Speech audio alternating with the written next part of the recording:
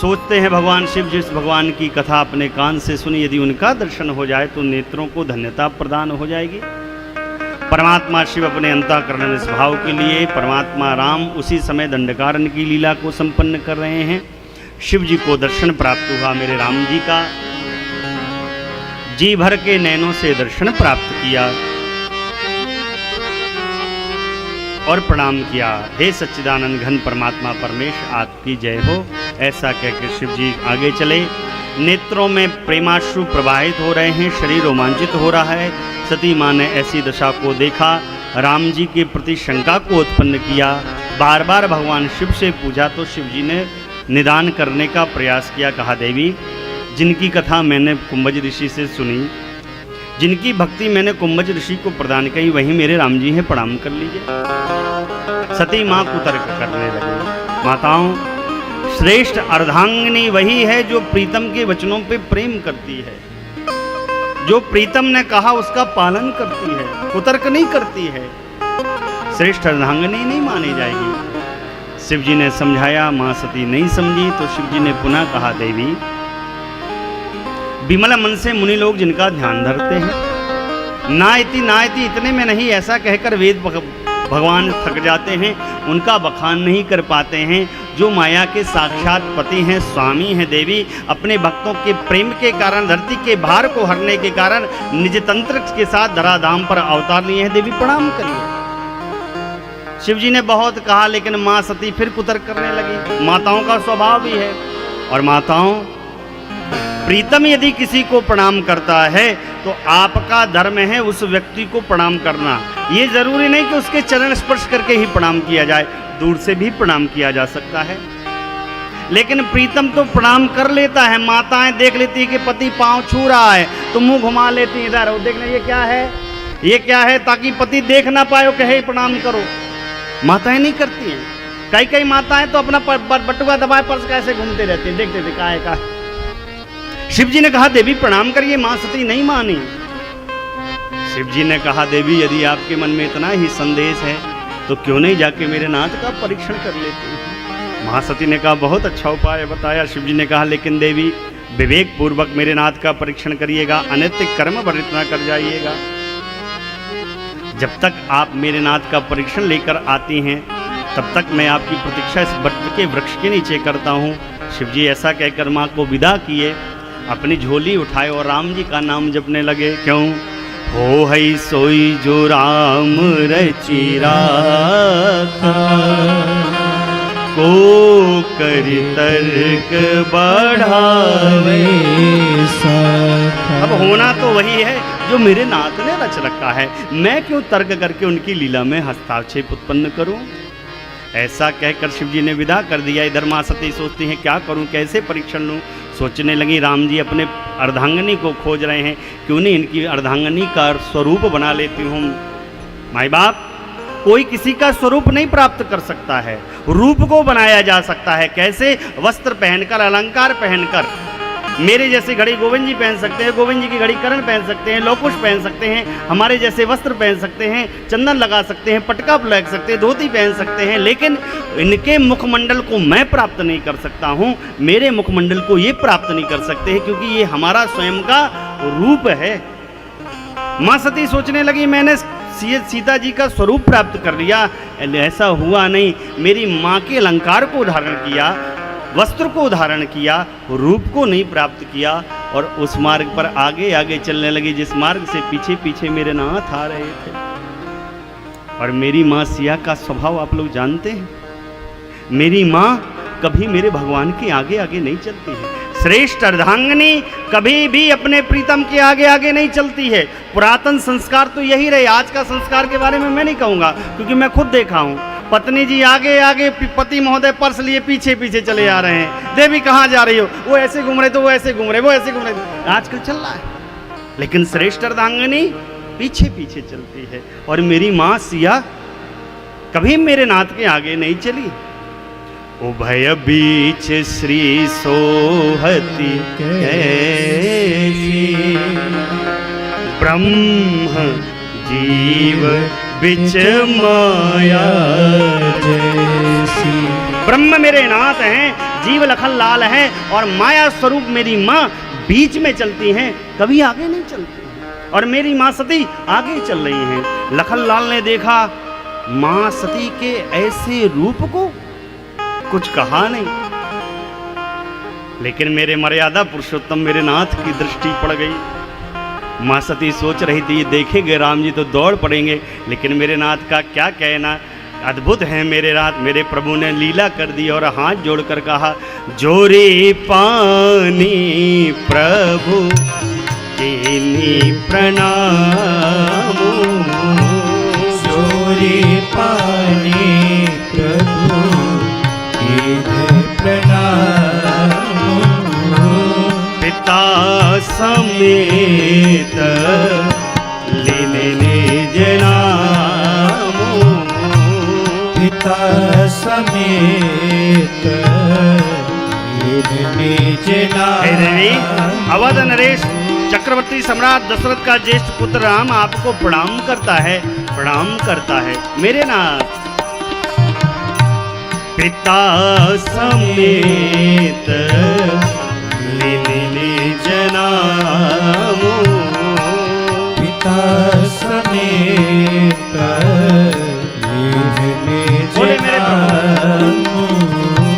कहे वो बहोरी कहा वृष के तू, कहे वो बहोरी कहा वृष के तू, विपिन अकेली विरहोगे तू, विपिन अकेली विरहोगे तू, विपिन अकेली विरहोगे तू, विपिन अकेली विरहोगे तू। कहाँ माई आज अकेले अकेले, हमारे बाबा कहाँ चले गए आज? अरे इतना सुनना माँ सती घबराई कि अब क्या ये जान गए? मेरी माँ सती वहां सरभागी। सन्मुख क्या देखते हैं, राम जी अपने आसन पर आसीन हैं। ब्रह्मा विष्णु महेश सभी देवता दिक्पाल मुनि गंधर्व राम जी का पूजन कर रहे, सेवन कर रहे, भजन कर रहे। आगे वही दृश्य, दाएं यही वही दृश्य, बाएं वही दृश्य, पीछे वही दृश्य। माँ सती घबराई, नेत्रों को बंद कर कर बैठ गई। कुछ क्षणों बाद नेत्र खोले, दृश्य अदृश्य हो गए, बाबा शिव के पास गई हैं। शिव जी ने कुशल क्षेम पूछी और कहा, देवी तो किस प्रकार परीक्षण किया आपने मेरे नाथ का? कैसे परीक्षण किया? मां सती सोचने लगी, शिव जी तो सर्वज्ञ हैं, सब जानते हैं, बता दूं बता दूं। और माई बाप, श्रेष्ठ से कुछ छिपाव करना भी नहीं चाहिए। श्रेष्ठ श्रेष्ठ है, उसको हमारे बारे में सब पता होता है, इसलिए छिपाकर आप अपने संबंधों को खराब करते हैं, क्योंकि श्रेष्ठ को तो पता चल जाएगा। और जीवन में ध्यान रखिएगा, कई लोग कहते हैं महाराज हम तो सत्य ही बोलते हैं, सत्य ही बोलते हैं, चाहे जो हो जाए सत्य ही बोलते हैं। किसी का अहित भी हो जाए तो भी सत्य बोलते हैं। लगता है हरिश्चंद्र की टोपी आपको ही पहनाकर हरिश्चंद्र जी गए थे, क्या मैं टोपी पहन लो?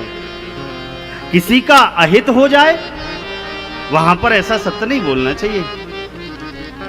सत्यम ब्रूयात प्रियम ब्रूयात, और अप्रिय सत्य हो कभी नहीं बोलना चाहिए। एक बार एक नगर के राजा का एक हाथी, राजा को हाथी से बड़ा प्रेम था, अद्भुत प्रेम था, अलौकिक प्रेम था, पुत्र से ज्यादा प्रेम हाथी से। एक बार हाथी बीमार पड़ा, राजन ने हाकिम वैद्यों को बुलाया, उपचार हुआ, लेकिन उपचार लगा नहीं, हाथी का प्राणांत तो हो गया। अब जो वैद्य आवे और जैसे ही छुए, कहा महाराज ये हाथी चला गया। अरे इतना सुनना नरेश, उसको कहता इसको मृत्युदंड दे दो। इसने कैसे कहा मेरा हाथी चला गया? ऐसे कर करके 10 हाकिम वैद्यों को मृत्युदंड दिया नरेश ने। अब जब 11वें की बारी आई तो 11वां चतुर था। उसने कहा यदि हमने भी बोल दिया कि ये चला गया तो हमारा भी गला कटवाएगा नरेश। तो आया, आला आला लगाया, चेक किया आधे घंटे तक, हाँ हाँ कुछ है, हो है, हाँ कुछ उम्मीद है। थोड़ी देर बाद कहता है नरेश, यद्यपि यह आपका हाथी मरा तो नहीं है, लेकिन अब यह उठ नहीं सकता है। हे नरेश, यद्यपि आपका हाथी में बल तो है, लेकिन ये हाथी चल नहीं सकता है। हे नरेश, यद्यपि ये हाथी विशाल काय का है, इसको भूख भी लग सकती है, लेकिन ये कुछ खा नहीं सकता है। हे नरेश, यद्यपि इसकी नेत्र बड़े बड़े हैं, लेकिन अब ये कभी नेत्र खोल नहीं सकता है। हे नरेश, यदि इसको यहां पर रखा गया ना तो ये धीरे धीरे क्षीण होता चला जाएगा, इसमें कीड़े लगने लगेंगे क्योंकि ये पड़ा रहेगा, इससे सुगंध नहीं आएगी। इसलिए उचित है नरेश, गड्ढा को खुदवाकर इत्र आदि लगाकर बढ़िया टेंट बनाकर इसको वहां पर विश्राम करा दो, बाहर कहीं पर जाकर। अरे राजन इतना खुश हो गया, राजन ने कहा हाकिम जी को जरा 10,000 स्वर्ण मुद्रिकाएं दे दो। बात वही है, कहने का तरीका अलग है, बात तो वही है।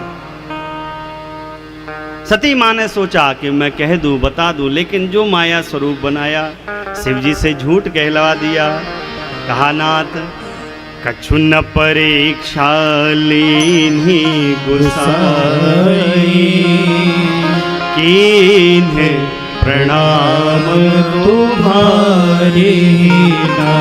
आपके जैसा मैंने उनको प्रणाम किया।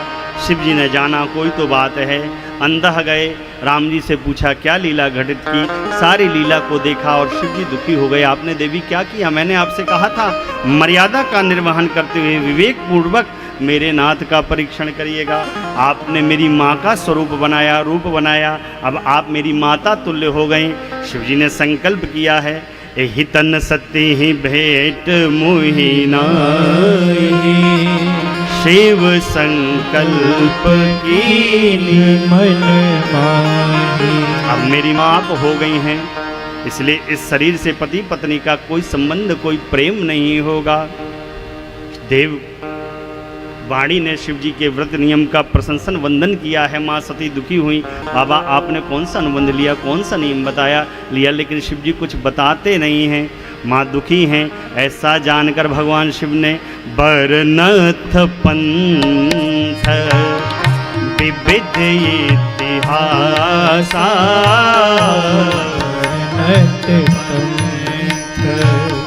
विविध इतिहासा, विश्वनाथ पहुँचे कैलासा, विश्वनाथ पहुँचे कैलासा, कहाँ पुण्य शंभु समुझ पन आपन,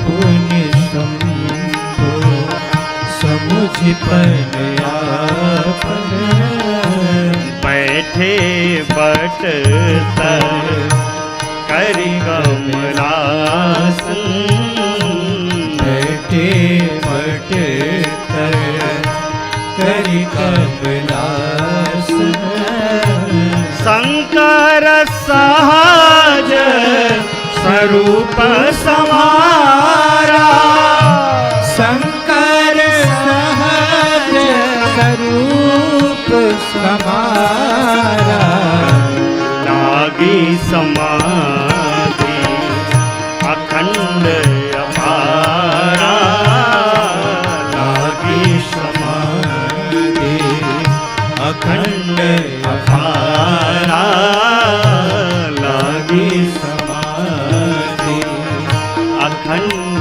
अपारा, लागी समाधि। भगवान शंकर ने सहज स्वरूप को संभारा। मार्ग में कथा कीर्तन का वर्णन करते हुए कैलाश पहुँचे। अपने प्रण का स्मरण करके कमलासन का वर्णन करते हुए बरगद के वृक्ष के नीचे बैठकर समाधि अवस्था का वर्णन किया। कोई साधारण समाधि नहीं, पूरे पूरे कितने वर्ष की समाधि है? इसको यहां फ्रंट पे लगा के इसको उतार दीजिए, बताइए। 1 वर्ष की ना, 2 वर्ष की? आप में से कितने लोग ध्यान लगाते हैं? ध्यान अष्टांग योग का नियम है। ध्यान के बाद समाधि अवस्था होती है। कोई ध्यान करता है? मेडिटेशन कोई करता है? योगा करने वाले कोई लोग? आंख बंद करने को ध्यान नहीं बोलते हैं लोग। आंख बंद कर ली बोले ध्यान लगा लिए हमारा, ना, वो ध्यान नहीं है। 1 वर्ष की समाधि नहीं है, 10,000 वर्ष की समाधि नहीं, 50,000 वर्ष की समाधि नहीं, पूरे पूरे 87,000 वर्ष की समाधि। और वह 87,000 वर्ष की समाधि जब पूर्ण हुई, भगवान शिव राम नाम का स्मरण करने लगे। माँ सती ने जाना, शिव जी जाग गए, जाकर प्रणाम किया, सन्मुख आसन दिया बाबा ने, बैठाया। ठीक उसी समय सब प्रकार से लायक जानकर दक्ष प्रजापति को ब्रह्मा जी ने प्रजापतियों का नायक नियुक्त किया। बड़ा अधिकार दक्ष ने पाया। शिव जी की अपमान करने के लिए यज्ञ की संरचना की है। सारे देवताओं को निमंत्रित किया, शिव जी को आमंत्रित नहीं किया। ध्यान रखिएगा, जीवन में कोई भी सत्कर्म, कोई भी अनुष्ठान किसी को नीचा दिखाने के लिए नहीं करना चाहिए, किसी को दिखावा करने के लिए नहीं करना चाहिए। ऐसा सत्कर्म, ऐसा अनुष्ठान विफल हो जाता है। निज कर्म के लिए करना चाहिए, निज वृत्ति के लिए करना चाहिए। बड़ा अधिकार दक्ष ने प्राप्त किया। शिव जी के अभिमान से यज्ञ की रचना की, शिव जी को निमंत्रण नहीं किया, देवताओं को निमंत्रण दिया है। इधर शिव जी कथा कीर्तन माँ सती से कहने लगे। ठीक उसी समय देवता अपने यान से दक्ष प्रजापति के यज्ञ में सम्मिलित होने जाने लगे। या वाहनों का कोलाहल हुआ, माँ सती का मन भटका कथा से। पूछा है बाबा ये कहाँ जा रहे हैं देवता? शिव जी ने सारी कथा का बखान कर दिया। देवी आपके पिता के घर में उत्सव है, उसी उत्सव में सम्मिलित होने जा रहे हैं।